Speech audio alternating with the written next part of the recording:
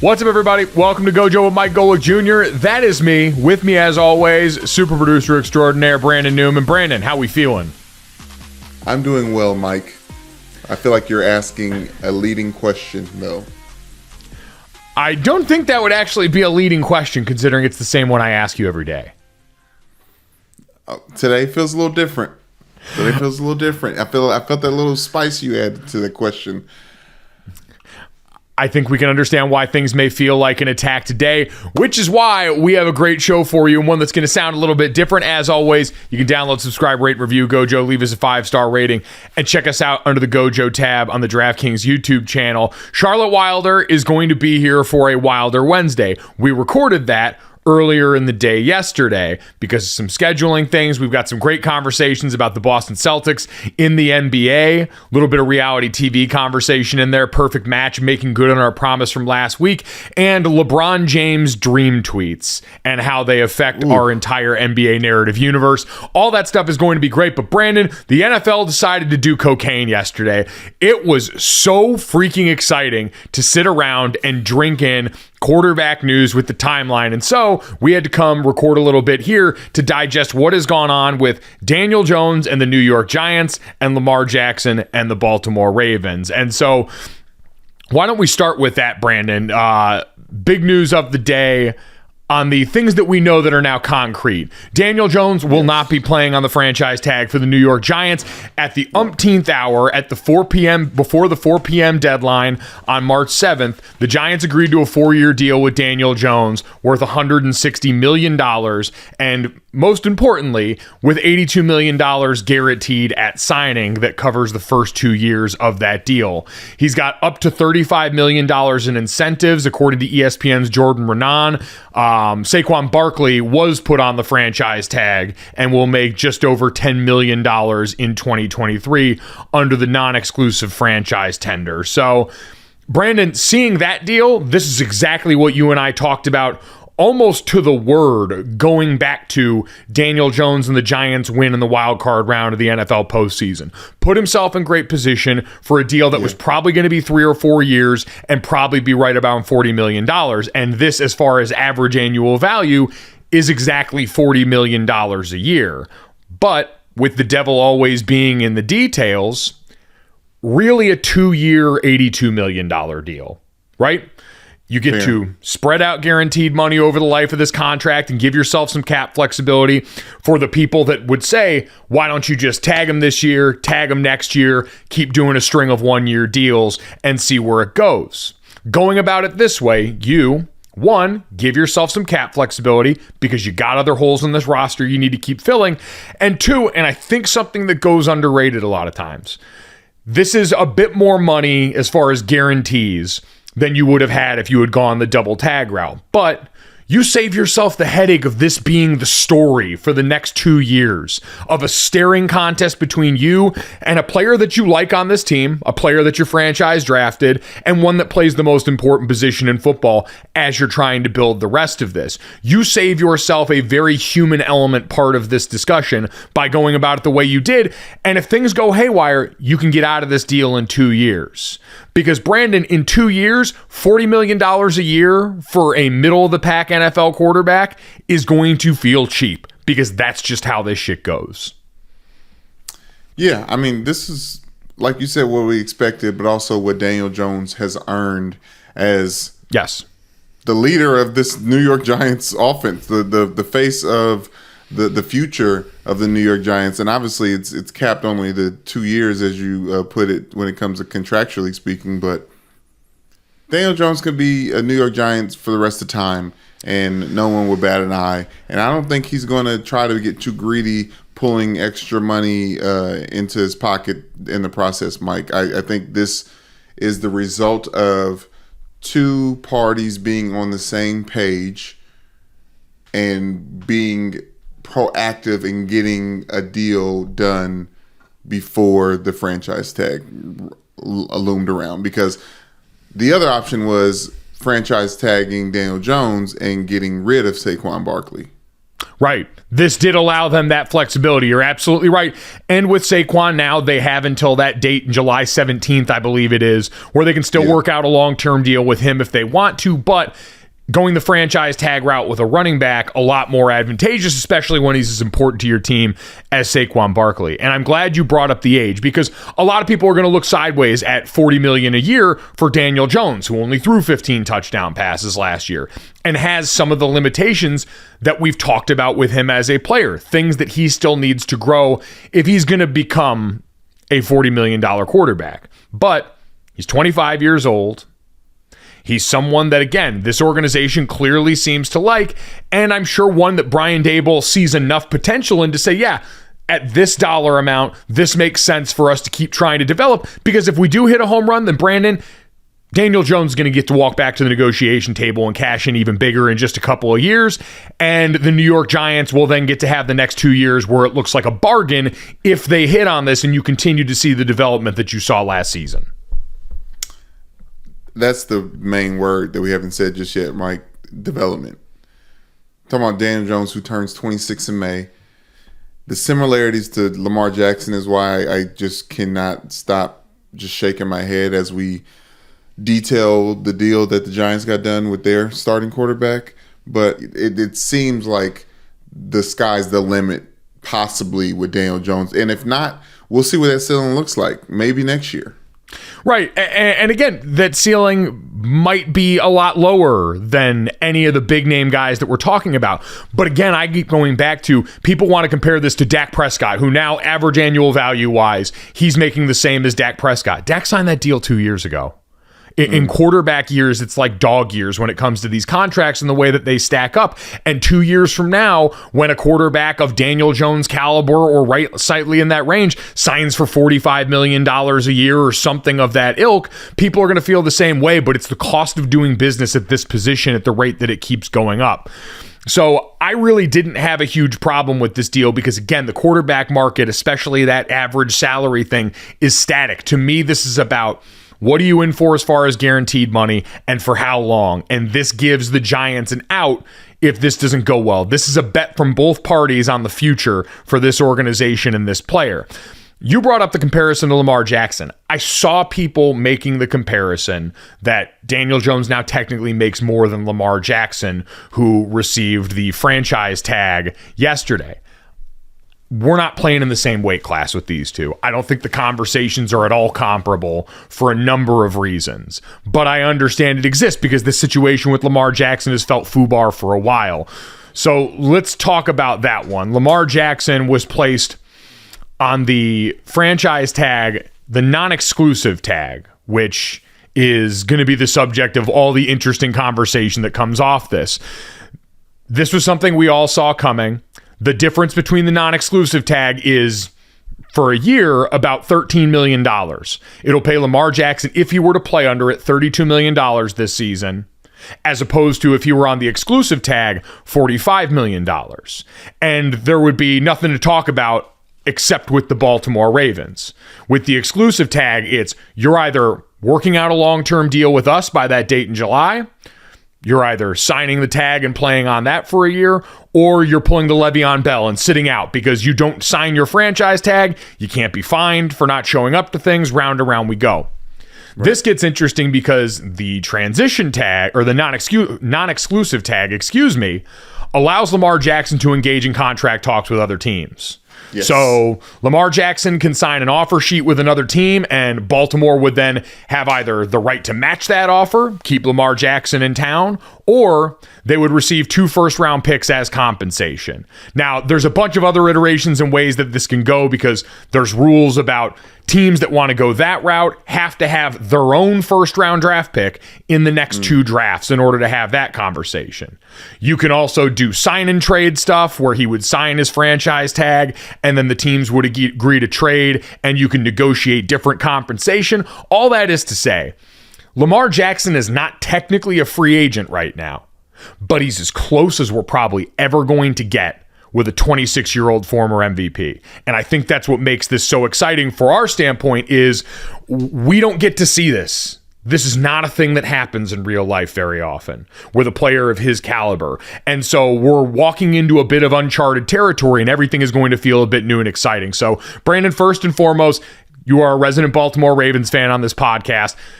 Did this news surprise you? Did it make you angry? Did it make you sad? How did you feel?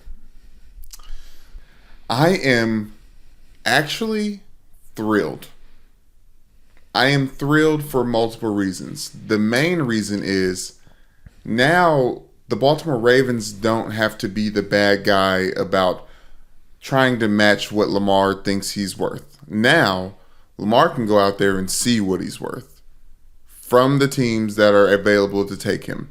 And with that dollar amount, now there's some more reality into the logistics of where he wants to be, where he thinks it's been set up for him to succeed, the different tools and offensive coordinator and coaches and things like that can lead him to be a better version of himself.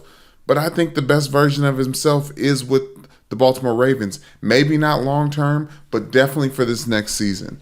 And I think Lamar Jackson will get an opportunity to see just how much he's actually worth with the long list of NFL teams who are apparently dropping out of contention of talking in negotiations and trying to get into the Lamar Jackson sweepstakes that essentially doesn't start until March 13th or March 17th. Is that correct? Yep, and that's the confusing part about this, right, is we're now getting to see some semblance of what Lamar's market would look like. Now, there's certain rules about how teams can go about this financially, but we're going to get close to seeing, what his open market value would be more or less. And you brought it up. For the Ravens, I do think there's part of it because again, Lamar, no agent. They've been negotiating with him for a while, and they've clearly reached an impasse in that conversation. And so this does allow them to, if they want to keep Lamar Jackson, outsource that negotiation process to these other teams. Say, hey, we might actually be willing to pay this, but we're betting that the rest of the market who saw that Deshaun Watson fully guaranteed deal doesn't want to get down like that, and it'll be at a number that will pay south of that. And so Lamar's going to negotiate with all these other teams, and then the Baltimore Ravens still have the option to come in and match that, which could be a very real option. The option to match it, Mike, because I honestly do feel like the Baltimore Ravens want Lamar Jackson in their future. That's something that they've talked about for a long time. They want him to be the person that leads this franchise to its next Super Bowl, and I think that's the case, Mike, but Lamar Jackson may have gotten his feelings hurt, and that's what the narrative is now, that the relationship is tarnished and tattered because how dare them put the franchise tag on him instead of backing up the Brinks truck. But this is all smart football business. Listen, guys, every good quarterback for every good franchise comes to a head in some way, shape, or form. Tom Brady and the Patriots are dealing with year 4 of trying to make shit work without Tom Brady. It always gets messy in Russell Wilson with the Seattle Seahawks.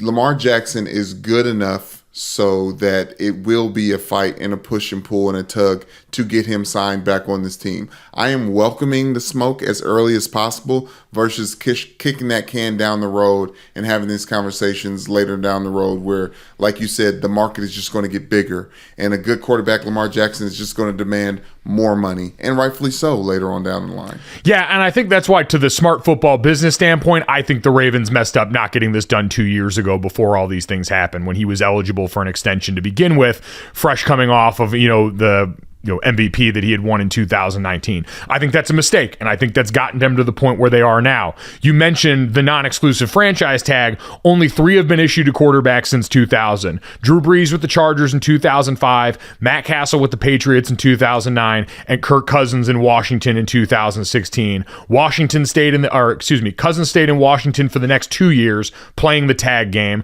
Brees stayed with the Chargers and left in free agency the next season, and Castle, while tagged, was traded to the Chiefs and played there in 2009. So different outcomes for everybody involved. The interesting part becomes now what you mentioned, the teams that have already claimed that they have bowed out here, right? Field Yates, who was on with us yesterday, tweeted out, this is the list of teams that we had seen reported would not be pursuing deals for Lamar Jackson. The Falcons, the Dolphins, the Panthers, the Commanders, and the Raiders. You know what that sounds like? A list of teams who should all be bending over backwards to go after Lamar Jackson. Yes. And so a list of teams that probably are. Like, not to undercut Field Yates, I'm sure the sources are legitimate, but that seems like cap. Well, it does seem insane. So much so that even J.J. Watt, newly retired and future Hall of Fame defensive end, tweeted, "Why are all these teams publicly, quote, out on Lamar Jackson, an MVP winner in the prime of an MVP winner in his prime at the most important position in the entire NFL. What am I missing here?" This had people rightly looking sideways at the NFL, where, remember, not but a year ago after the Deshaun Watson contract was issued, Ravens owner Steve Bisciotti came out and basically said this contract's going to make it a lot harder for the rest of us. Everyone talked about, from the team and from the ownership side, how much people did not like this contract. And so you get a lot of people that look around at the NFL and say, man, you wonder if this is something that feels like it's calculated, feels like people are going at. And the C word, collusion, is something that I think popped up in a lot of people's head. Is this a concerted effort to make sure that this doesn't start to become a trend? I can't answer that question. Not in these individual teams, not with these individual owners, not in these meetings. Can't possibly answer that question.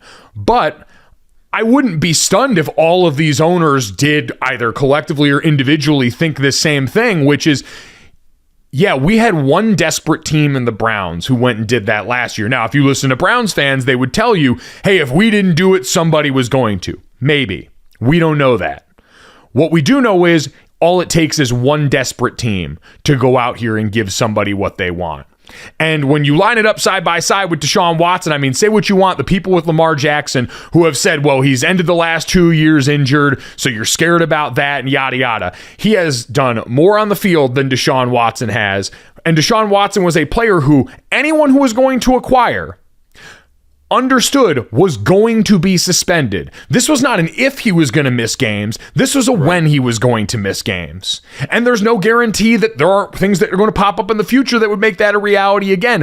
All that is to say, they understood and assumed the risk, and we didn't see a lot of teams bowing out early then. The Miami Dolphins and the Atlanta Falcons fractured the relationships with their quarterback, one irreversibly, and Matt Ryan, who ended up moving on from the Falcons in large part due to that, and the other in Tua Tagovailoa, who's spoken very openly about this idea that for a while he struggled with confidence because of all of those things. He was pretty candid throughout all of that. And so all it takes is one team. The Browns, remember, were out of the Deshaun Watson sweepstakes last year until they weren't. Until they got desperate and threw the fully guaranteed contract at him. So now it becomes interesting because you're right. We are right to not believe what we're hearing right now relative to this, especially because Lamar Jackson is not dealing with an agent. That was one of my biggest questions in how quickly these teams raised their hand to get out reports that they weren't interested here. It's not like what we heard from Field at the Combine, where agents and team personnel and people are having conversations about what it might cost to get somebody Sunday. That wink, wink, nudge, nudge, all that tampering that we sort of just ignore in the NFL. There was no one there to tamper for Lamar Jackson. And so what these teams are basing that decision off of, or what that would even be based off of, would clearly at this point not be a conversation with Lamar Jackson about compensation.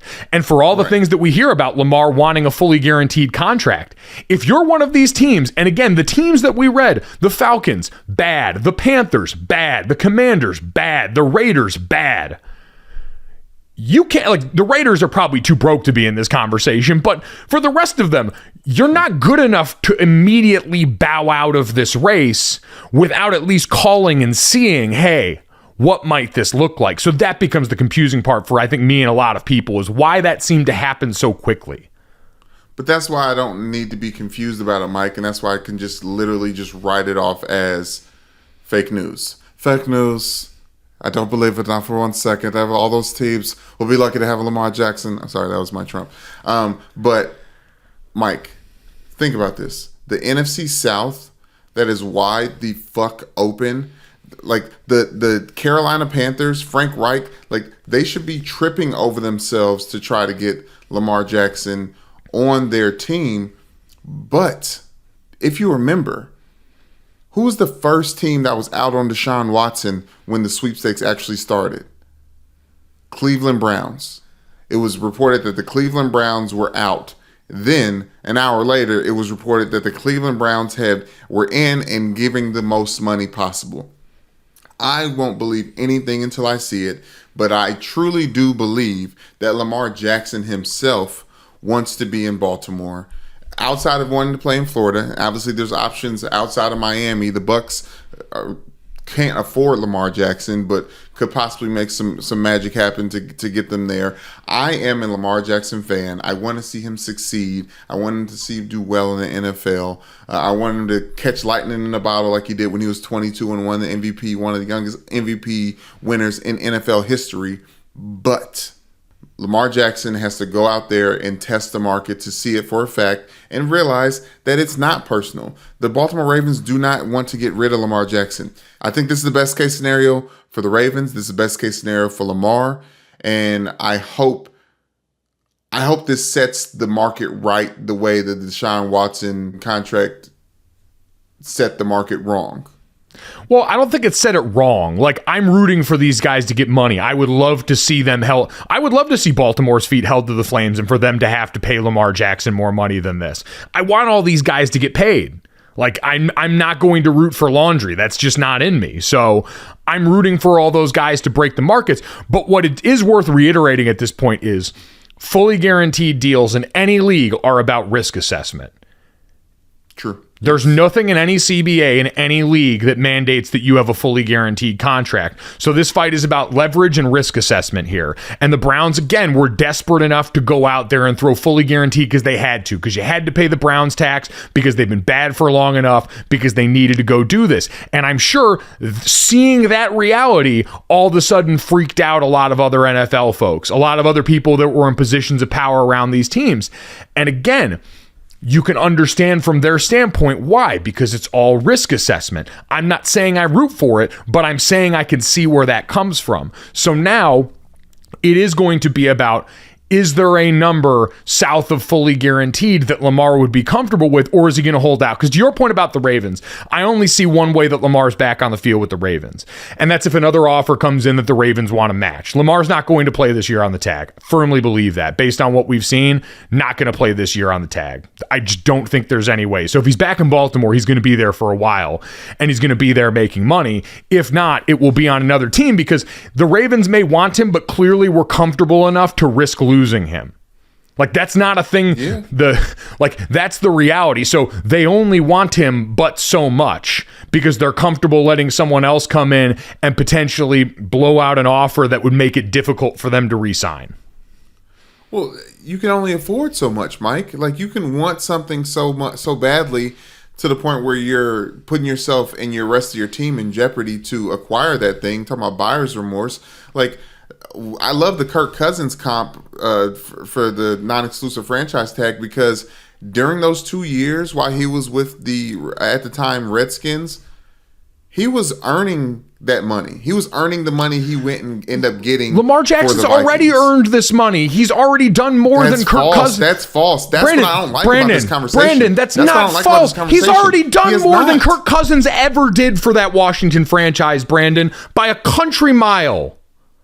Like, there's nothing even comparing the two. Are you talking about a playoff or a playoff? No, I'm not talking about team goals. If you want to move the goalpost there, I'm saying what Lamar Jackson did for the Baltimore Ravens is significantly more impactful overall for that team than what Kirk Cousins did for the Washington Commanders. What Kirk Cousins, it's apples to apples. It's not an apples to apples situation at all. Lamar Jackson at times had to carry a roster that was severely depleted, won an MVP, all things that Kirk Cousins could never even approach. Kirk Cousins played the financial game right, because as a former fourth-round pick, not really in a position to come kick it like that. He was the guy they picked in the same draft as RG3. It is in no way an apples-to-apples conversation. When it comes to them having to lean on this one person to do the job just so the team can stay afloat, it is an apples-to-apples conversation, and that's where the Baltimore Ravens are at. And I don't think there's anything wrong with someone who has the variables around Lamar Jackson to the point of his mother being his agent or his representation. Like, this is the best that can be done at the moment in time, and it is not personal to Lamar Jackson, and I don't think he should be taking it personally.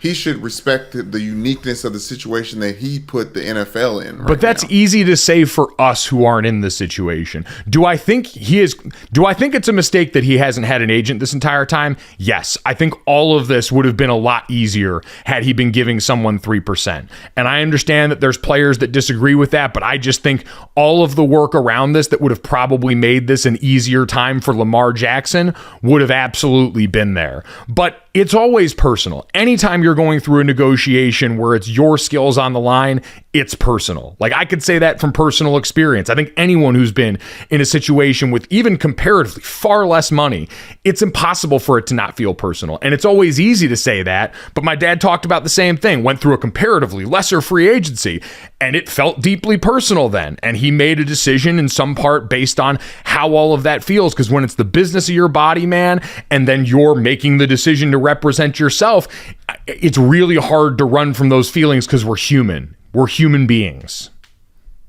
I don't think it shouldn't be personal, Mike. It is personal, and I think that's one of the things that needs to be addressed. And that's when the Kirk Cousins thing, I like that comp, because Kirk Cousins took it personal for those 2 years and played like it.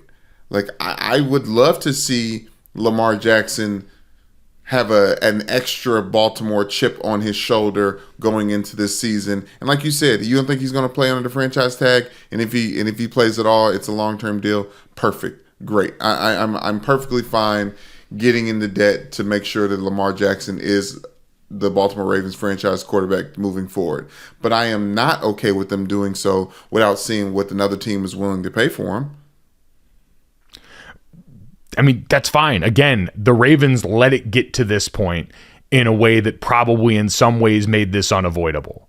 Like, that's just the reality. Good that they let it get to this point. You're saying they let it get to this point, and you're saying it's a knock on them. I'm saying this is smart business, and it has been the entire time. I think we give the Ravens a lot of credit that we've seen lately may not all be totally due. Like, those report cards that we talked about the other day weren't exactly a glowing endorsement of every part of the operation for this team. I'm not saying they're not a good franchise. I'm not saying they don't have good ownership. I'm just saying that even people that are good at things, Bill Belichick, as an example, messes up. Not infallible. And certainly not this Baltimore Ravens team, not infallible. I think they made a mistake with this, and that only becomes true if you end up having to live in a world without Lamar Jackson. Because if you do that, then I think the Ravens are going to get reminded of how hard life can be and how cold the world can be when you're on the outside looking in between the haves and the have-nots at that position in this league at this current juncture. Listen, Mike, there's a lot of teams that could use Lamar Jackson. You mentioned Bill Belichick. The Patriots are one of them. Like, I, as someone who is very thankful for everything Lamar Jackson has done for my favorite franchise in the NFL, my favorite football team in life, period, I'm very thankful for what Lamar Jackson has done for the Baltimore Ravens. But I'm also interested in seeing what the New York Jets would be willing to give up to get a Lamar Jackson, what the Las Vegas Raiders, what the Commanders, what the Buccaneers, what the Patriots, what the Colts, what the Vikings or the Tennessee Titans see valued in Lamar Jackson. Not to validate what I think about Lamar Jackson, but for himself, because there's a lot of question marks in his own mind as to what is out there and the type of money and the type of pockets that he could be filling for himself. And he hasn't got a chance to get that answered. Now he has a chance to get that answered. I realize it's risk adverse for Lamar, for the Ravens, because you could be asked out with no quarterback, but that's the business. It is, and I'm excited to watch it. You mentioned the teams that could potentially be in this sweepstakes. I am forming a prayer circle begging the Detroit Lions to go and do this. To see him in that offense coordinated by Ben Johnson with the weapons they've started to build up around there and the offensive line in front of him would be an absolute dream come true. We don't root for things, but that one I would just... Because there's certain things we'd love to see, right? The San Francisco 49ers were another team that people possibly talked about here. The Miami Dolphins, who were part of the teams that said, no, we aren't doing this. We like Tua. All of those would be very exciting to watch Lamar Jackson. And now the Jersey Edit crowd gets a ton of juicy content to dive into. It is great, Mike, and I love to see it. But like Lamar Jackson has to realize he's not in bad company. Like the last time this happened to quarterbacks, it was Steve Young and Peyton Manning. Like these. This is the problem that good quarterbacks have. It is. Now, the Steve Young case, very different just because of how the dollar amounts have changed. Like, I think fair. It's just because of how young Lamar Jackson is also. I think this is such a unique conversation. Like a player at his age, we just talked about that as an appealing part of the Daniel Jones signing. You've got the upside that comes with having a young player. Lamar Jackson has already shown you far more than Daniel Jones. I mean, God, if you could get one season from Daniel Jones that approaches anything Lamar Jackson's done so far, that contract will look like an overwhelming win for the Giants. And so for him, that age also, I would imagine, would be a part of this. So it's going to be interesting how the timeline plays out in this. If this can leak and go on past the draft, where now you're a team that all of a sudden is getting up to that point and you're trying to figure out, would my picks be better served going towards getting a guy who's already been a league MVP over here instead of rolling the dice? He now becomes part of your quarterback evaluation for this draft class. Yes, and which is scary and fun and confusing for everyone on the board, which I think is the best part about this, Mike.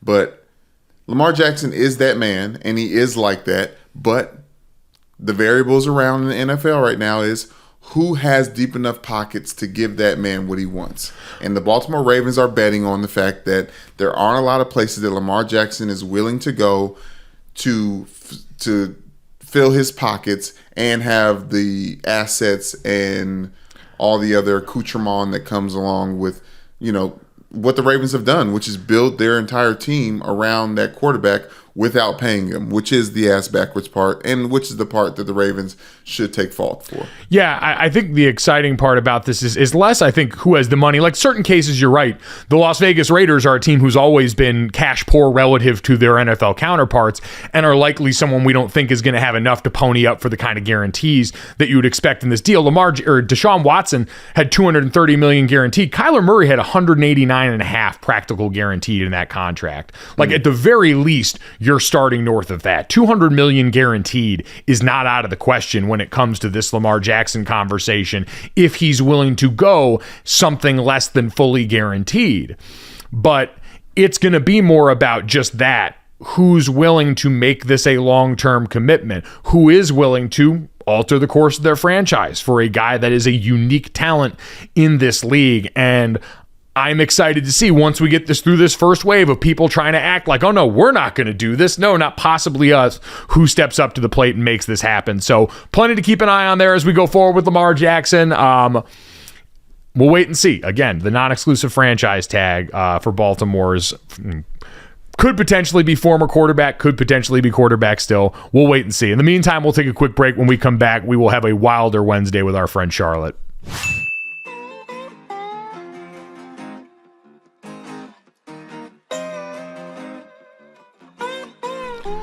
What's up, everybody? Welcome to Gojo with Mike Golick Jr. That is me. With me, as always, super producer extraordinaire Brandon Newman, and back for another Wilder Wednesday. Charlotte Wilder, ladies and gentlemen. How we doing, friends? Thrilled to be here, gentlemen. Thrilled to be here. Charlotte, that was too many finger guns off top. I wanted to see how closely you guys were paying attention. Okay. We're very, very closely, and we appreciate this is a safe outlet for the finger pistols that Charlotte Wilder cannot get off in her personal life at home. So I've been cut off. I do too many, so this is the only place that I can really get it out of my system. Appreciate you guys. We appreciate everyone listening to these audio finger pistols. If you enjoy them, make sure you, as always, download, subscribe, rate, and review Gojo. Leave us a 5-star rating and a review. And check us out on the DraftKings YouTube channel. It is the DraftKings YouTube channel. Subscribe to that. The Gojo with Mike Golick Jr. playlist. It is an easy couple of clicks away. And then you get to see all of our bright, smiling faces. Although I don't know how happy Charlotte is these days, because I think she may have single-handedly, at least in one specific matchup, cursed the Boston Celtics team that she roots for. Since last time on this podcast, we more or less got Charlotte to admit that Madison Square Garden is a much more exciting venue to watch basketball than TD Garden in Boston. She said it. So, okay, first of all, I qualified it heavily, which you guys are neglecting to say. First of all, the best place to watch a finals because, when was the last time New York was in it? We don't even remember what that was like at the Garden. Wow. I do, though, think that I may have inadvertently done some damage because the Knicks-Celtics game, which went into double overtime, and then the Knicks won by 2, all because Emmanuel Quickley suddenly decided that he was the best point guard in the entire league and played 57,000 minutes. That sucked for me. I had a great time watching that game, and then the end of it, I walked slowly into the Gowanus Canal. Why? What happened? Stop it.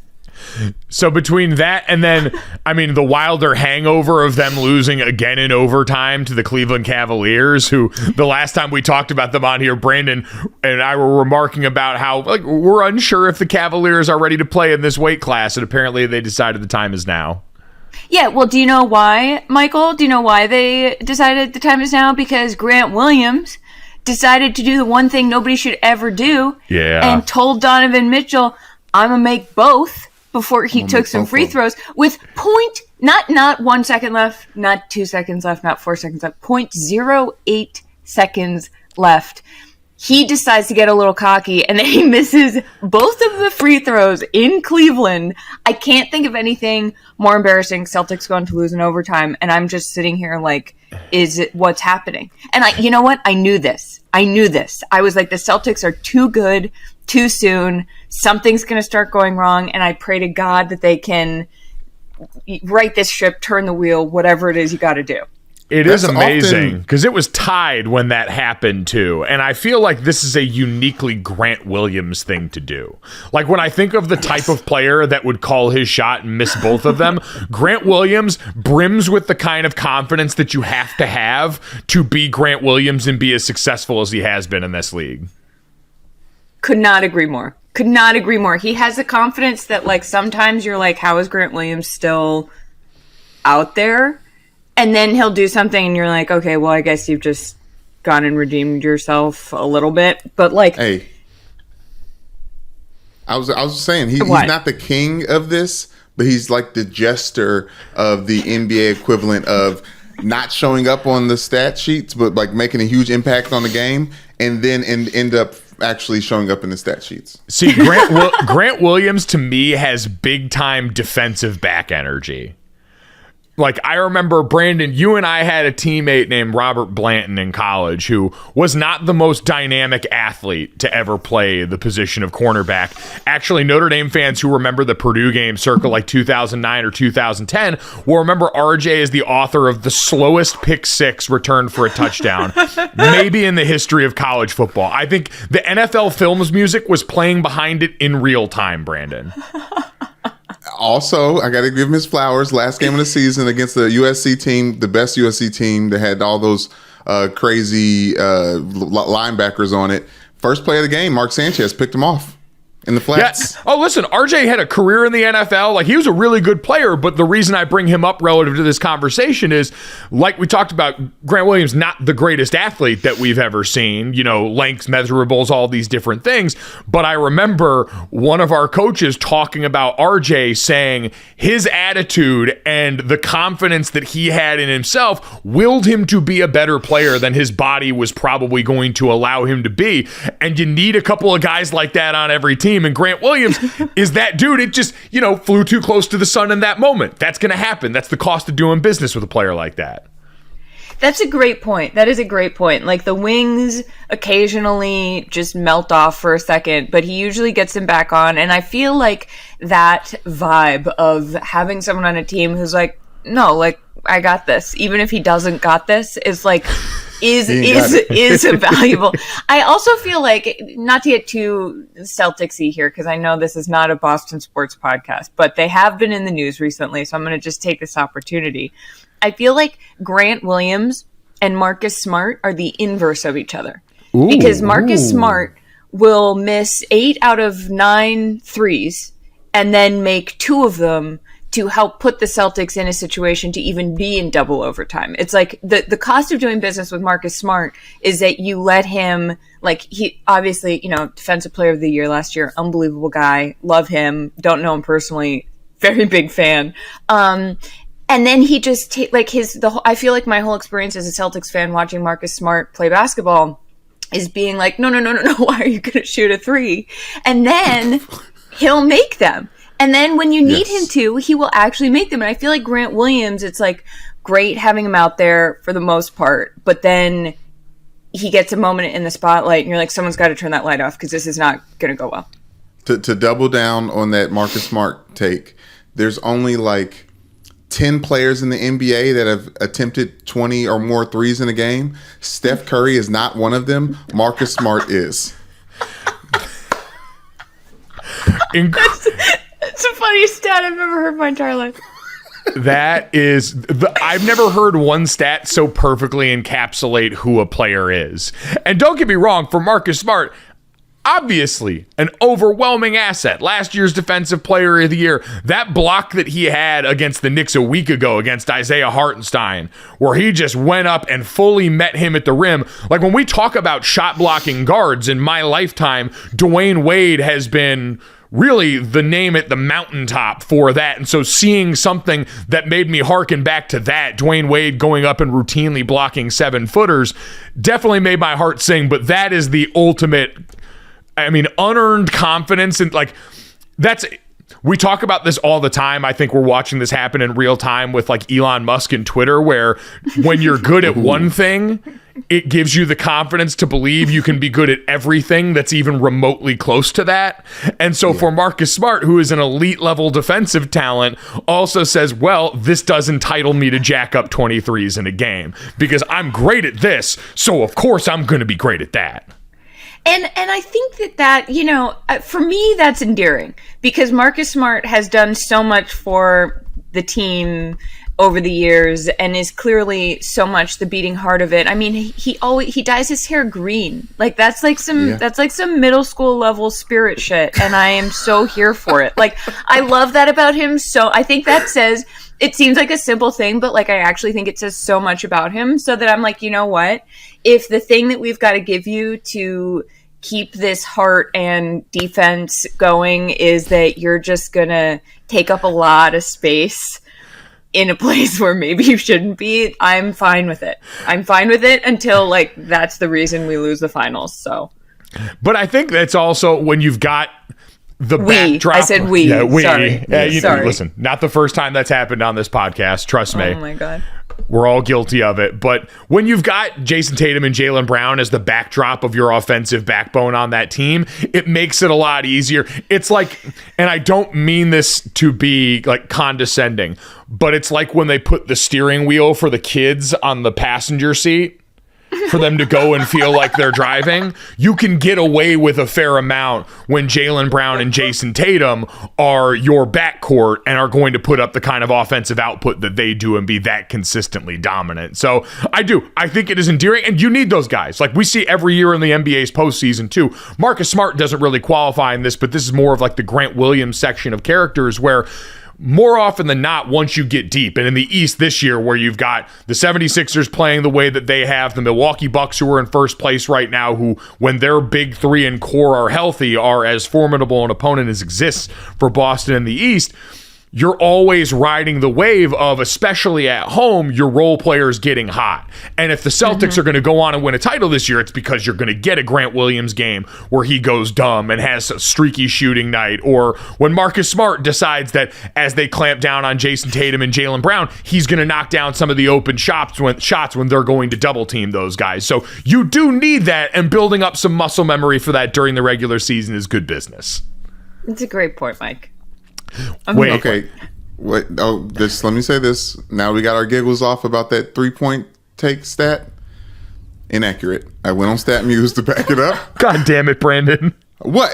Okay, but I didn't know. I mean, this is Tom Haberstroh had told me this. I think I blame him. He led me down the wrong path. Maybe it was the other Curry brother, because Steph has 6 in a game. The only person above him is Harden with 20, but Marcus Smart still. He has wait. He has 6 games. Of doing that? Okay. Yes. I was like, I feel like Steph's hit more than 6 threes in a game before. Yeah. It's 6 games with over 20 three-pointers attempts. And Marcus Smart is on the list with 1, but he obviously, there's a bunch of people who are 1 on this list that just should not have done it. Vince Carter included. I feel like Vince Carter, you kind of give the wiggle room too. Yeah. While we're talking about the NBA, I had a moment where down the stretch of the season, now that we're out of football season, I'm trying to watch a little bit more of all the teams whenever they pop up and get a chance. And so I was checking out the Sacramento Kings. They were playing the Pelicans the other night, and they get to light the beam. They're in 3rd place in the Western Conference. They're, by all accounts, a very good regular season basketball team. We'll see what it nets them in the postseason. De'Aaron Fox has been awesome. Domantas Sabonis has been awesome. Those are the names that we probably knew, but I realized this was a team full of guys that, because we don't see the Kings very often, are... Oh, I didn't know he was still in the league. Like, Matthew Dellavedova was getting minutes for the Sacramento Kings last night. Wow. I was floored. Absolutely. And it's because I double checked. I went and looked at the roster. Like, yes, it sent me down the rabbit hole because we also left Harrison Barnes there years ago and have forgotten about him. And then now definitely. He reemerges because they're good this season. So it's going to be fascinating. I heard Bomani Jones talk about this on the right time the other day. There are some teams most people won't get to know until we get to the playoffs, and they're going to be there, and we're all going to look up, and I'd imagine there's a large portion of the nation that's going to go, oh wow, Matthew Dellavedova's still playing here. Well, it's so funny you say that, Mike, because 2 weeks ago I had that exact experience. I was like, Delly? I was like, no, what? It made me feel young again. I was like, oh shit, okay. I thought this guy had gone back to Australia and was just hanging out on Bondi Beach, but here he is, and he's playing. He's actually playing. I need to see if JJ Barea is still on the team. And shouts out to Delly, because I've been told by an former NBA player, that I play volleyball like Delly. So I don't know if that's a compliment or not. I can't even begin to guess what that means. I think it might be less like a, actual technical matchup and more of a vibe. It might be a vibe. Okay. I feel okay. Yeah, sure. There we go. Vibes-based comps. Speaking of NBA vibes, would be remiss if we didn't mention, I have never been more certain of one thing as we go down the home stretch of the NBA season. LeBron James is destined to start a podcast. Destined to. I understand when we talk about athlete-generated content, the shop that was LeBron James, child on HBO and now the Uninterrupted, was one of the real, I think, originators of what's become, the Players Tribune was already around doing a lot of more written narrative pieces then, but then I Am Athlete, what we've seen from The Pivot, all these shows, and now culminating with the Kelsey brothers this last year, Draymond's podcast. I think the shop is kind of one of the things that we can trace a fair amount of those tentacles back to. I don't think that's going to be enough for LeBron, because now he's home, he's dealing with this injury, and he's got a lot of free time on his hands, so he's back to tweeting. And we had 2 tweets that both, to me, give major future podcast host energy. The first was LeBron tweeted on March 5th, just woke up from having a dream that MJ and I was shooting the shit. He spelled shit SH asterisk +, because he's not going to cuss and mess up the cache on the timeline. Even though I'm pretty sure he has plenty before. He says, MJ and I was just shooting the shit back and forth at the men's national championship game between North Carolina and Duke. Great vibes and all caps. Epic classic game. It was a tie game, 94-94, 5 seconds left, NC with the ball. My ass would wake up to use the bathroom right before seeing the ending of the game. Happens all the time, never got to the end. Anyway, felt real as hell, LOL. Good morning, everybody. That's a cry for help. No, everybody's Brandon. sitting there worried about Ja Morant. We need to be worried about LeBron James with that stream of consciousness. What is going on? Is he drinking CBD and THC now? No, it's as many people have pointed out, LeBron James is probably 3/4 of the way through a bottle of Cab at home on a casual Tuesday night. Guys, I thought this was photoshopped. I saw this and I thought, no, I'm serious. I thought I was getting got. I thought this was like a fake Schefter tweet. I thought so. I was like double checking. I was like, there's no way this is real. But first of all, I think you're right, Mike, because nothing screams podcast person more than telling you about their dream that nobody cares about. Yep. Except in this case, I did care because I was like, LeBron is admitting that he dreams about talking to Michael Jordan at, like, there's so much, like, if I brought this to my therapist and I were LeBron James, my therapist would be like, we have a lot to unpack here, and I think you better book a double session for this week. Like, there's so much going on, and the fact that he said that to his millions and millions, like, he said that to the world. Yeah, he said that to the world. It seems like a prank young Bryce would do on his dad's phone, like more so than like an actual dream he's compelled to tell the world about. I couldn't believe it. Also, speaking of podcast hosts, did you guys see the New York Times article about women who say they won't date guys with podcasts? Oh, no. I love that. This is the land that we live in. Finally, I can blame this on. Yeah. I was just hoping that you guys hadn't seen it and I would get to be the one to tell you. It is, if you're in the non-LeBron James category, if people see how you come to podcasting matters, because I always deal with that awkwardness of when I introduce myself to people now and they ask, what do you do? And say, host a podcast. I say I host a podcast for DraftKings, but I still feel like, and maybe this is just this sensitivity, that there's that stigma that exists around podcasts still, that, oh, everyone's got a podcast, another podcast.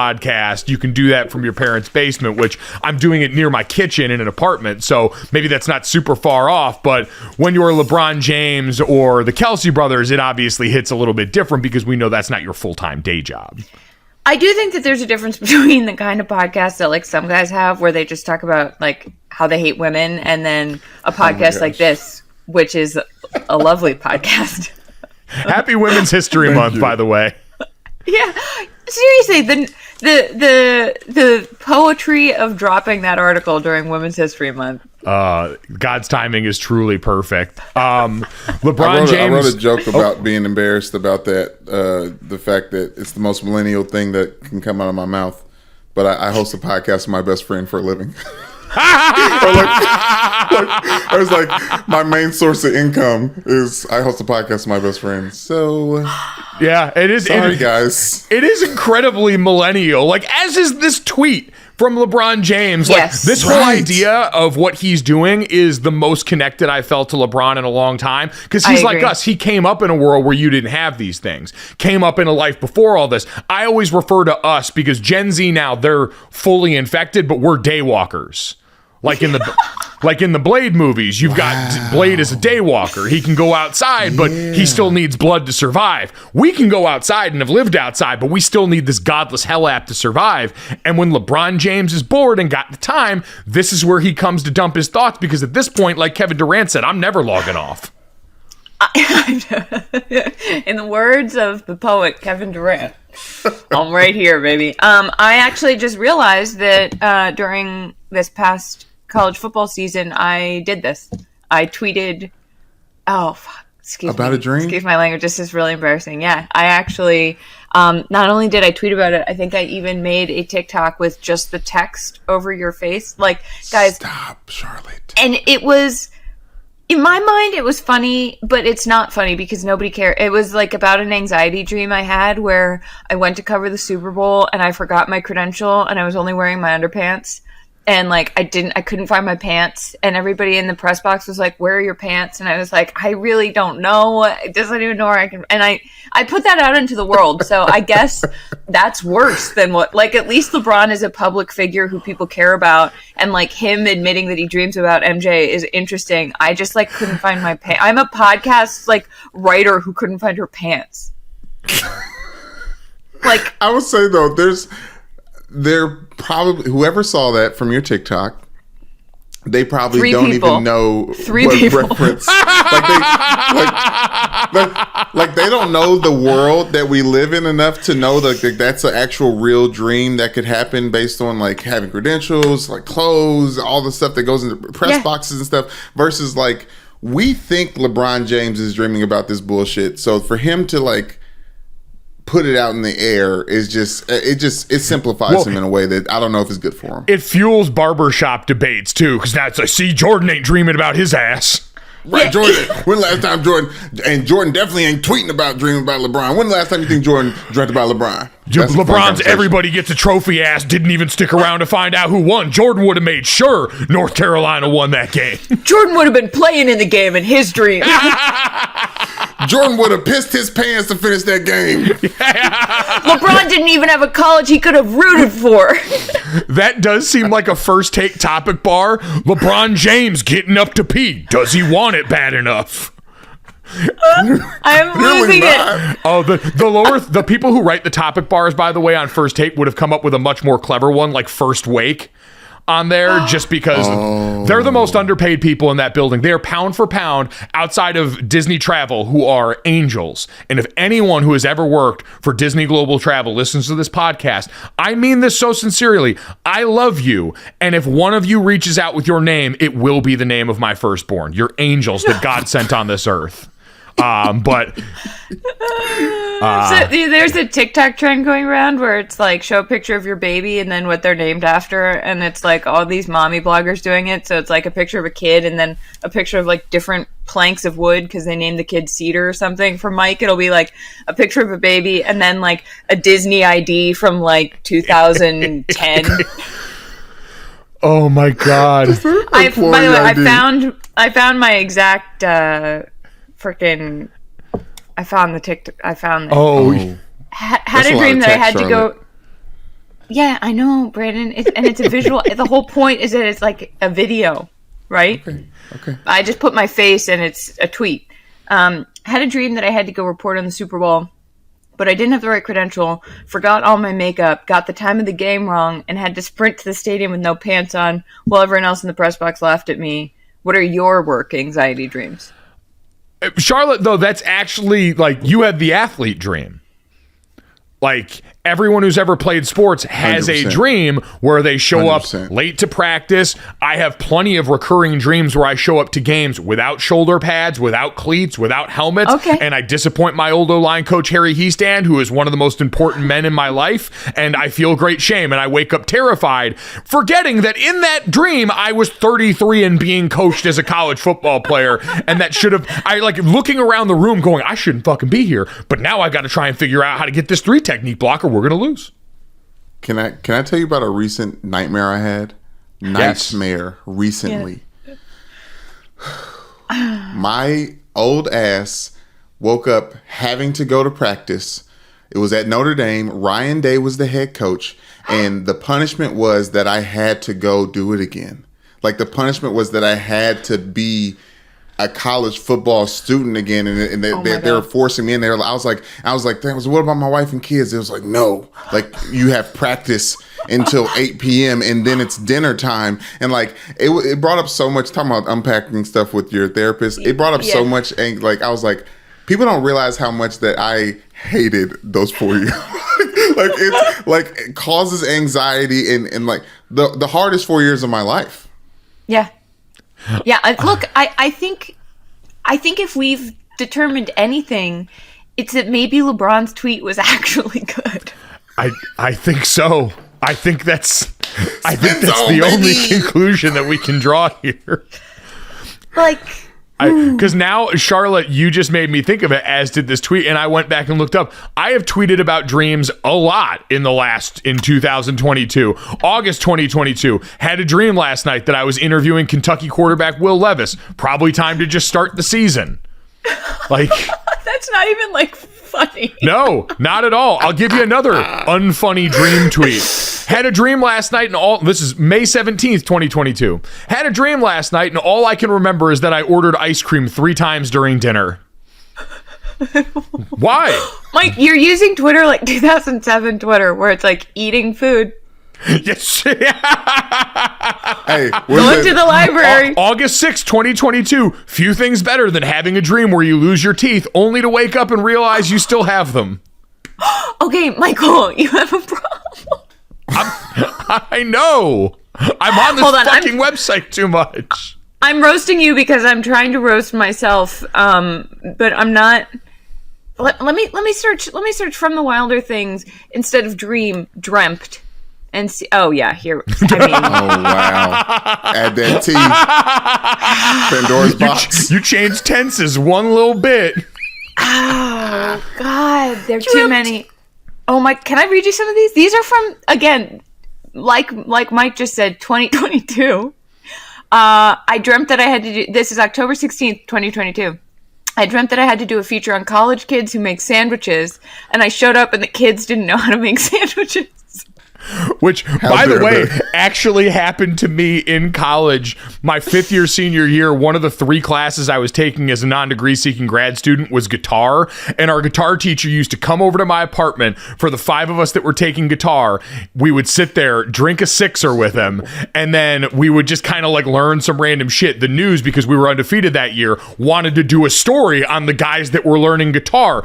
And none of us knew how to play guitar. So they came over and were strumming. No. And our teacher is strumming extra loud, so it sounds like we know how to play for this news story. So I lived your dream in real life, and it is terrifying.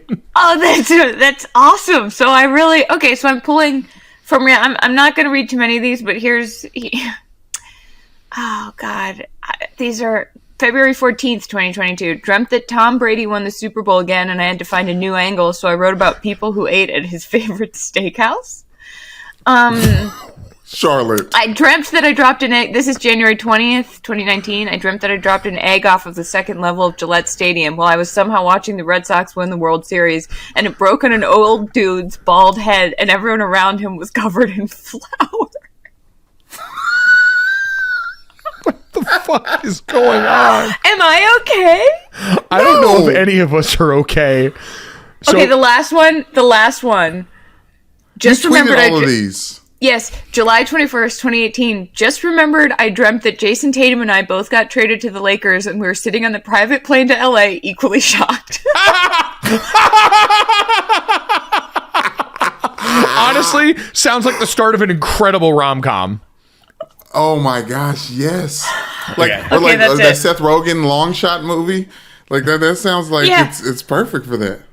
Yeah. Oh my God. At Gojo Show on Twitter, give us your weirdest dream in honor of LeBron James actually sending a good tweet. They have to be sports related. Some Yes. type of sports or ball or sports entity. We don't want to hear about your wet dreams. Just the sports ball. We ones. hear enough about Brandon's. Slid into that one. You walked literally... 0 days without being horny on Maine. Brandon Newman, we changed the sign. At some point in time, we're going to get to the perfect match, so I figured like that was going to save it for then. That is true.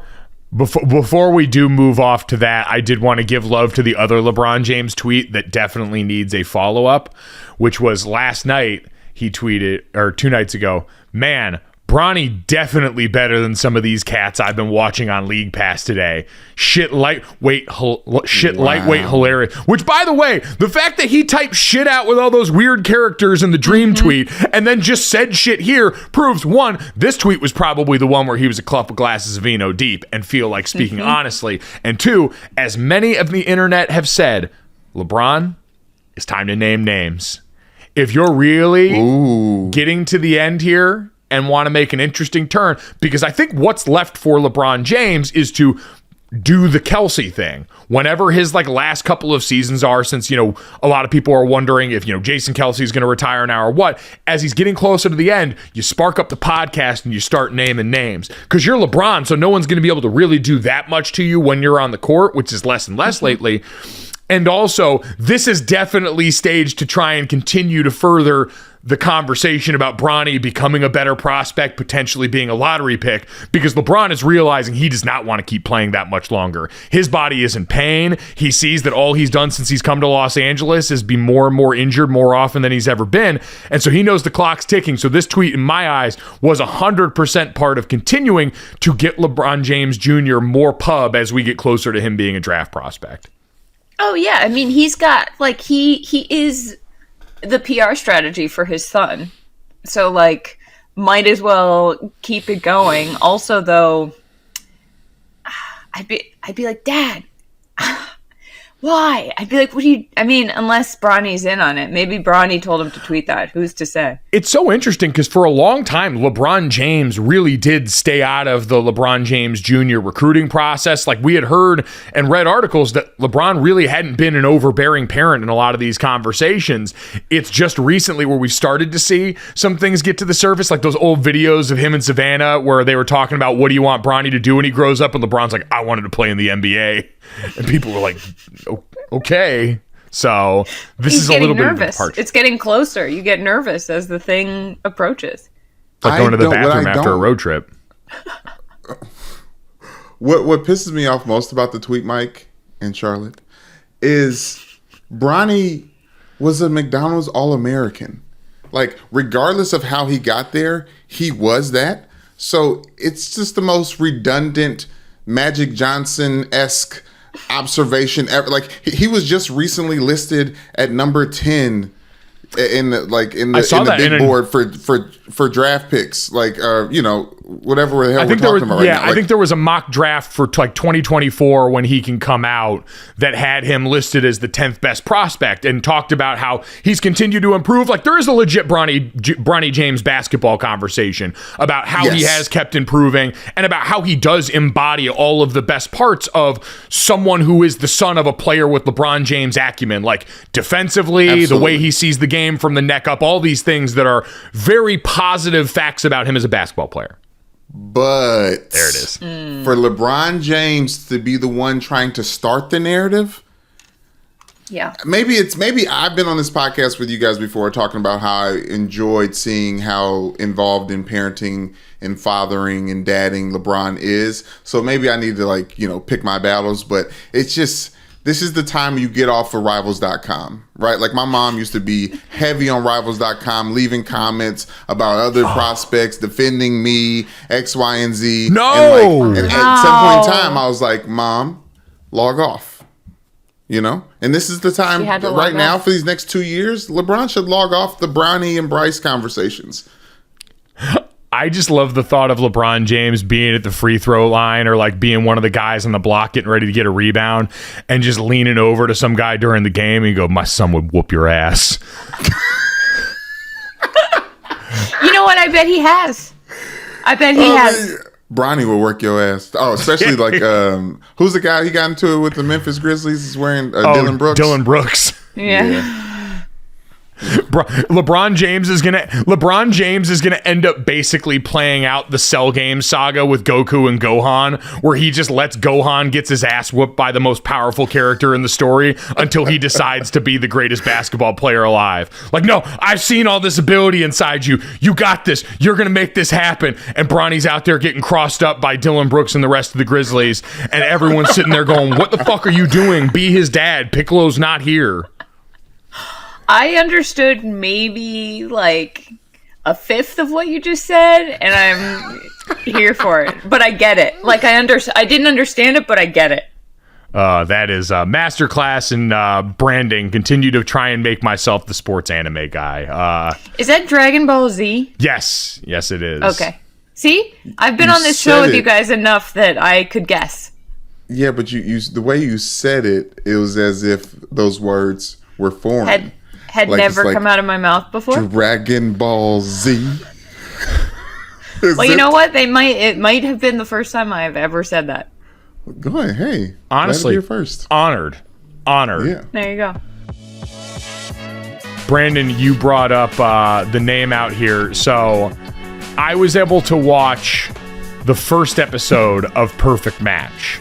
That is only as far as I've gotten in here. So, Brandon, how far? For anyone that missed it last time Charlotte was on this podcast, she gave us the sell for a new Netflix reality dating show, once again hosted by Nick Lachey. I would love to know what Netflix is paying that man to host Love is Blind and now this. I would too. I also had this vision of like him meeting Ted Sarandos. Is that how you say the CEO of Netflix? Like I had a vision of him getting like the Presidential Medal of Honor from the Netflix people, being like, "Thank you for your service." Charlotte. Like the picture, like that picture of Ellen getting it when she's in tears. That would be Nick Lachey. Yes, because also Vanessa is not hosting this one, so his wife was like.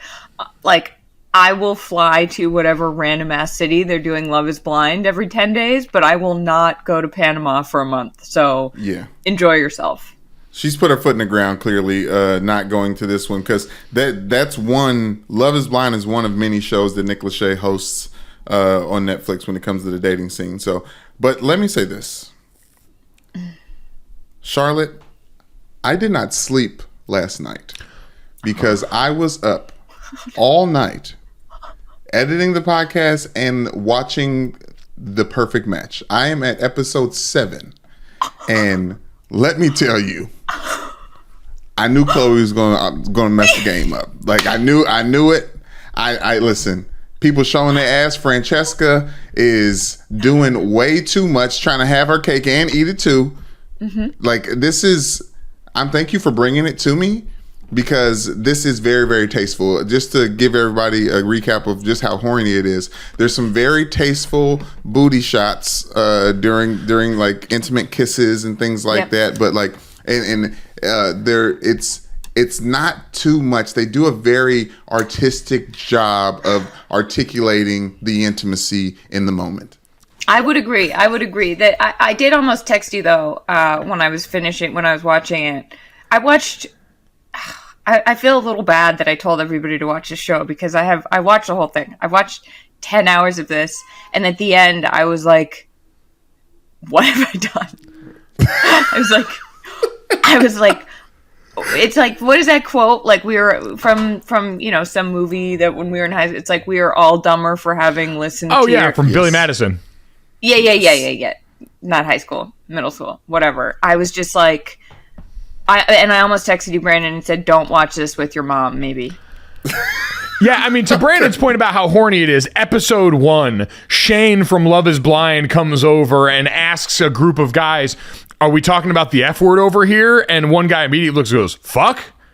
We fucking? Like, they made it very clear this is not like what you think of with The Bachelor and Bachelorette, where sex is this very sectioned off thing that happens potentially in fantasy suites, but probably not with more than one person. In this one, it's like, oh no, I'm stunned we're not having sex night 1.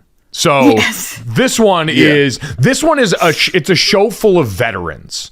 Like all of these vets of the reality TV show game walk in and you can see the polish on them.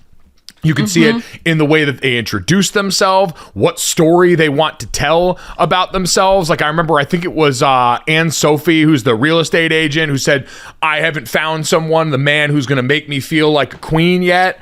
Everyone's got their bit that they've leaned into, and they've also done the scouting report. They've either been on other shows. I think there's The Circle that's been referenced on this, Love is Blind, a few other ones that are mixed in. They've all done their homework. Too Hot to Handle. They've like none of the reality show faux pas where you're not supposed to have contact with them outside. No, they're like, oh no, we hit up each other on Instagram and messed around. Like we have history together. You get all of the backstory. They've removed every guardrail. That's what I love, that they refer, when they're on the show, they talk about being on the show and what the point of the show is. And I like that because I feel like most reality dating shows, like even on Love is Blind, they talk about it as like this experiment. And it's like, no, it's a reality show and you're all doing this for screen time because you either have a Pilates company or you're trying to like sell vitamins or whatever, which also great, good for you, into it, get that money. But right. I do think that what I liked about Perfect Match is that it is so unapologetically, obviously about screen time. Yes. Like the whole point is that it's like musical chairs for dating. And if you don't have a match, you have to go home. why would anyone be sad about going home? The only reason is because it means you're no longer on television. Right. And that's the punishment. Well, the punishment is that you are not on TV anymore. And punishment is the appropriate word, because Charlotte, when you explained this show where you start off with a certain cast of characters and then whoever wins the challenge, because you've got to partner up, couple up, and then those couples compete in a challenge the next day. And whoever wins that then gets the opportunity to decide who they are going to bring in next and who they're going to try and pair them up with. On Bachelor in Paradise, it sort of happens with less user control. So people will get sent home when they're not coupled up, and then they'll just bring in more people from old seasons of The Bachelor or Bachelorette. On this show, you get to go in and you have a supervillain style lair where you have laid out on a touchscreen who you want to try and pair up, what you potentially want that to do, the diabolical ripple effects of who else it could potentially break up. This is a reality show for supervillains. Yes, but also, Mike, everything that you're saying is what Charlotte said, in the sense that this is a show set up for sports. Yes. This is very, very much sports. Like, even like how the All-Star game is like, there's every round, you have to get to a certain point or whatever. Like, every night, the rooms switch up to the point where the men or the women are the ones requesting who gets to come to the next day. And there's always going to be two people that get sent home at the end of the night. Like, the level, and then not to mention the competition that are laced within this thing that are kind of filler, like the most entertaining filler, like Road Rules and Real World Challenge, like the competitions were the game. Like, this is just in the way, or just helping us. It's helping drive the conversations that happen anyways outside of them, doing push-ups with each other on their backs. And they also were clearly designed by producers to be as ridiculous as possible. Like, they're trolling everybody with them. Like, there's one where they have, it's one of the grossest things I've ever seen on television, if I'm being honest. Everyone's wearing a bathing suit. They have sponges strapped to their private parts, and they have to go from a trampoline with a water collection system into a pit of water, like built into the beach. Like, this water is not clean. It doesn't look fun. I wouldn't go in there. You'd probably come out with dysentery. And they have to then go back to the trampoline and squeeze out the sponges. And whoever fills up their water cooler jug of water first from the wrung out water wins. Oh, so this is rock bottom. It's literally, and that's when I started to be like, I could be doing literally anything else with my time. Also, the show was filmed in 2021, and it's now 2023, so like, there's not even the payoff of like who's still together. Right, yeah. No, everyone. That's like you said. That's the beauty of it. Like, everyone knows someone. Like, remember in the real world, if somebody knew someone, it was like so scandalous. Like, how do you know them? Yeah. Like, this one is like, oh, you haven't hooked up with this person just as a fan? Wait. It's also it's truly mind-blowing how it's like such a dark look inside the Netflix reality dating sphere, where you're like, oh my god, you were all so traumatized by your experiences on these various shows that you started DMing each other because like you're the only people you can relate to. Honestly, spot the lie. You have been through our shared experience. You're the only one that understands. Like, when Carousel was talking with Francesca the night after her and Joey paired off, and there was that whole thing about Joey was still hung up on his ex from the first game, and she's like, Joey's in love. And she did the thing where she kind of pulled back the veil and said, can you believe when we're in public, there's people that treat Joey like a celebrity? That's what's wrong. Like, she said, that's what's wrong with our society. Reality show celebrity as she's on this show. Like, the call is coming from inside the house. Even deeper than that, Mike, she had done the thing that she was talking about. Like, she flew out to LA to sleep with Joey as a fan. Yes. She also says that, actually, Joey says at one point, I don't know if you guys have gotten there yet, he goes, come on. Also, I'm pretty sure Joey's from Buffalo because he talks exactly like Gronk. I was just going to say, I was workshopping athlete comps, and him and Gronk was too easy. Yeah, too easy. He was like, I mean, we're on the reality TV for a reason. We're not exactly the sharpest tools in the shed. And I was like, this show might actually be like our version of like Kafka. Like this is intellectually, yes. Like there is some real meat on these bones. It's all very sad, but like there's so much learning. Like yes. there's a challenge. They put up a blank map, and we'll get off this eventually, I'm sure. They put up a blank map, and the challenge was to write it in as many countries as you can, and they tallied up, and whoever couple had the most countries won.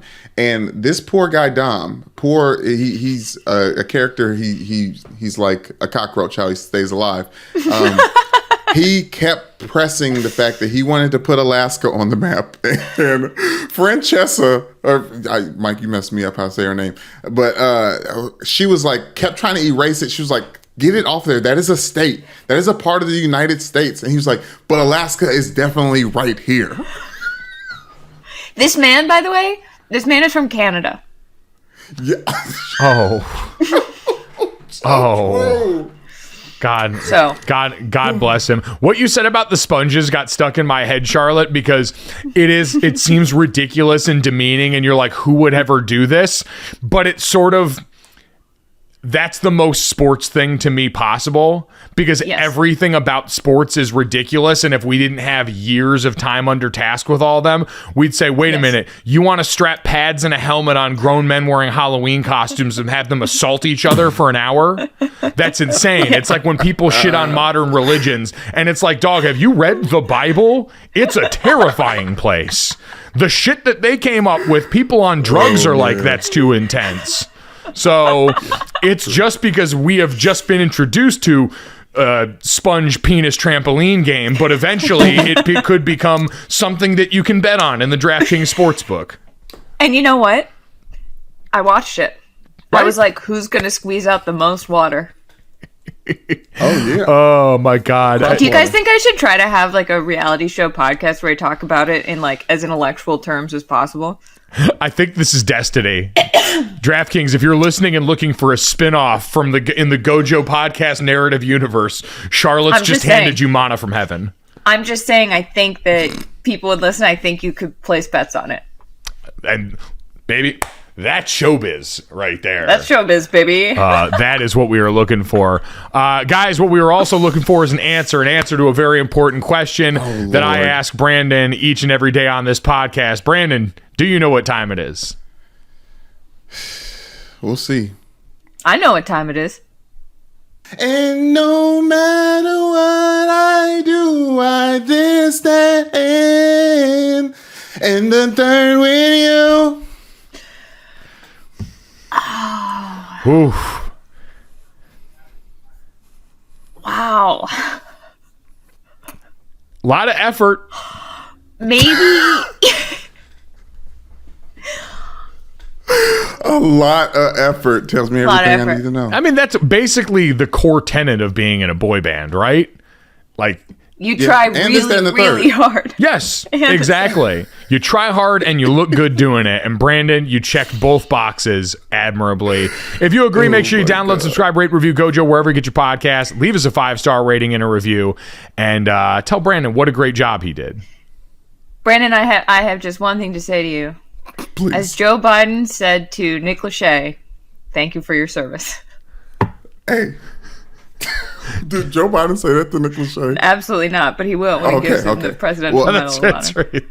That actually was the genesis of that. I was looking at 98 Degree songs because of Nick Lachey, because of The Perfect Match, and I was like, I don't know any of these the way I know the NSYNC bangers. So I just there is one moment. I swear to God, this is the last thing that I will say about the show. There is a moment where one of the contestants is like, NSYNC was better than 98 Degrees.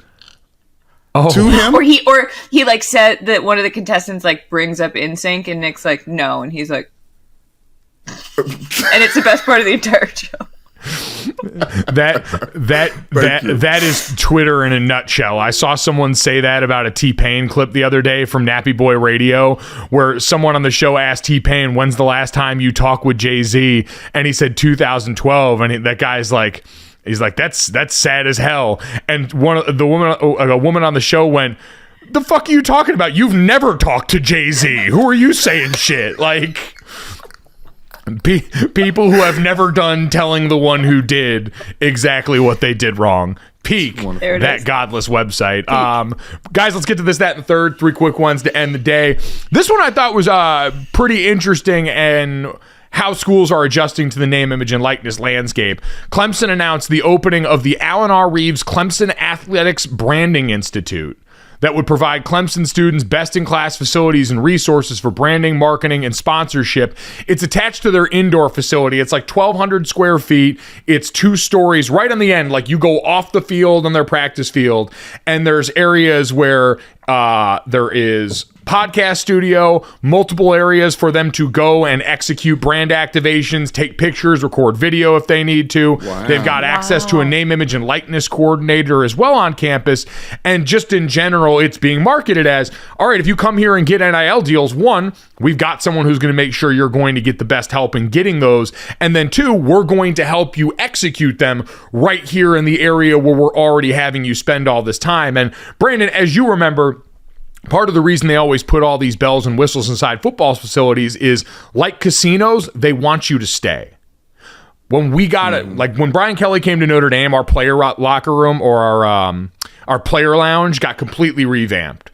New couches, new video games, ping pong tables. There's a barbershop chair in there now. They love upgrading that stuff all the time because they want you to be in the building. Because if you're in the building, you're 1, not getting in trouble doing other things, and 2, maybe potentially then going to watch a little bit more film, maybe going to potentially add a little bit more time to your workouts. And so bringing it in-house is something that I feel like inevitably most of these programs, if they're smart, will do, because again, you're in the business of control. You got a lot of it taken away from you during this process, and you can also sell this under the guise of doing the thing I think you always should do, is make yourself useful. If you're on a college campus and these players have professional opportunities that are going to help them, not only if they want to become famous pro athletes one day, but if they become people who need to learn about trying to market themselves, trying to market their business, use the resources at an institution of higher learning and actually help them do that. So you check both boxes.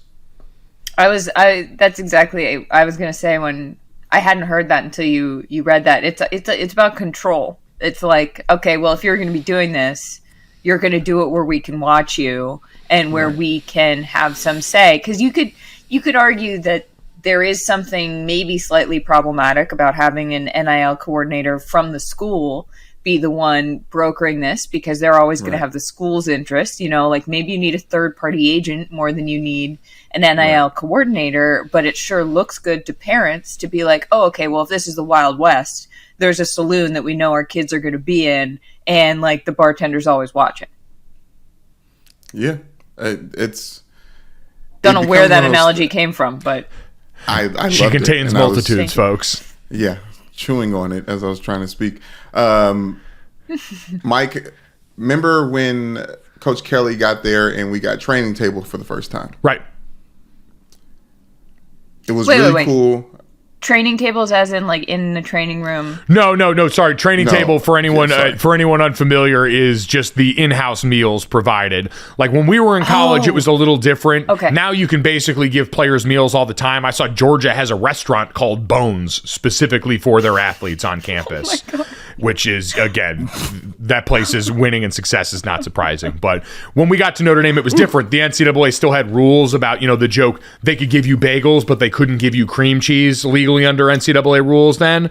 But training table was in-house meals. So we would go upstairs in our facility after practice, and the Notre Dame event staff or catering would come in and have dinner cooking upstairs, chefs cooking up stuff there that was specifically for us. So that's training table. Okay. Yes. Okay. After winning on a Saturday, we had Victory Sundays where we had crab legs and dry steak and stuff like that. But anyways, it was nice to a point. But after a while, we wanted to get some food off campus, right? Like, I think this is what I'm thinking about when it comes to this NIL facility at Clemson. It's like, yes, we understand that we can have the tools here, but it may be more beneficial or more lucrative, but also more dangerous doing that same thing off campus for whoever else is fitting the bill. Yeah, don't get me wrong. Like, I don't want to make it sound like I don't think there's utility in this. I do think, especially as athletes are learning how to balance all of this in their schedule on college for the first time, because you still in theory got to go to class 2 right now. Football is not yet your full-time job, even if it certainly is in a number of ways. You don't get to just focus on that. You're tasked with doing a lot more as a college athlete right now than when you're going to go on to the NFL or the NBA or the WNBA or what have you. And so having this all in one area where it's, all right, another line item on your schedule, right? I can go down here. I got to take these pictures for this brand, get these uploaded by X time. And it does help from that standpoint. I do think that there are plenty of good parts about this. I just also recognize that it benefits Clemson to make sure that they've got everyone in-house and are doing this under their roof as this all changes. And so I haven't been able to look and see how many schools are doing this, but I'd imagine more and more of this is going to pop up as we talk about. Now you've got the collectives that are kind of being brought in-house and can be supported by the school. And while there's still the pay-for-play element of this, it's going to be different. I think for a lot of the things that actually become actionable and are other things that players want to do, right? Like the podcast studio. It's a great idea if you've got players that are trying to do content. Notre Dame had the In the Garage guys that were doing their podcast, from the garage. That was their shtick. But eventually, if you want to move that in, Notre Dame's got the new facilities built around the stadium that's got audio and digital capabilities. You're going to see more places try and have that, I think, built into the model, especially ones who have a brand to sell, like Clemson, like Notre Dame, like Alabama and Georgia, etc. So very cool to see that taking place. Guys, speaking of that, let's get to that. Yeah, that makes sense. Connor McDavid, heading to the NHL, set a career high in points in their team's win over Buffalo the other night. He has a career high 124 points, only 65 games into the season. He had 123 in 80 last year. He is 26 years old, and I just bring this up to kind of remind and underscore as we talk about getting out of, under the weight of football season. Connor McDavid is one of the easiest things to sell in hockey. I remember watching the NHL postseason last year when we started to finally get the lid lifted off this thing and Connor McDavid moved on farther. We got the Oilers past that, and it was this coup for the league because talent-wise, he is the LeBron James style talent of this league. The things that he does on ice, you can easily identify. You don't have to be a hockey expert to watch a game the Oilers are playing and see the way Connor McDavid moves is different than everybody else. And so every time I see headlines surrounding him, it's a reminder like that's an absolute win for this league to have that incredibly talented player in front of more people, accomplishing more things, and eventually making it further and further into the postseason. I think it's also the fact that he's Canadian and he's played on Canadian teams probably gives that the Canadian fan base, which has been in desperate need of some real hope. Even if they keep losing, at least they're like, oh, but we have our homegrown hero who maybe will be the thing that, finally gets us back to the Stanley Cup, because that's sort of what it comes down to. Yeah. Especially for people in Canada. Mike, just to echo what you were saying, he is the Harry Potter of the NHL in a very real way. I always say that one of the best things about LeBron James is he's so good that a novice basketball fan and expert can enjoy the game just the same because you recognize all the things that he's doing. When you turn on the NHL and watch Connor McDavid, you're like, this is fun. Like, this is the shits. I always remember when we were in college, there was a woman named Melissa Henderson who was playing for Notre Dame soccer team, and she was the one getting called up to the U.S. national team and was part of the under-23 team. And I just remember going to games and going, one of the players out in the field moves different than everybody else, and it's her. And that's the feeling I get when I watch Connor McDavid, who now became the 16th player in NHL history to record at least 6 100-point seasons in his career, also tying Sidney Crosby for the most among active players. So that's where we're at. That's the trajectory that this guy continues to be on, and it's very, very exciting. Guys, let's get to the third. Couldn't finish out the day that ends in Y without talking about Aaron Rodgers. This time because my old radio compatriot Trey Wingo decided to get in on the action here. Hal went on Twitter and became a bit of a... I won't say newsbreaker because this wasn't news, but it was definitely more of the Schefter business than we usually see. Trey tweeted, per source, Aaron Rodgers and the Jets had conversations today. While nothing is imminent, Rodgers is open to the idea of going to New York. So as a former one-time NFL insider myself, I always love seeing new people break into the game. Mike broke the Harrison Smith contract, if you're not following along. And now he's an insider. Only takes one. How could people forget that famous Harrison Smith third contract with the Minnesota Vikings? So what's the story here from your perspective? Is it Trey breaking this news, or is it the fact that Rodgers talked to the Jets? Well, I think it's equal parts. Like Trey, certainly it is, funny and someone I used to work with, so love seeing that for Trey.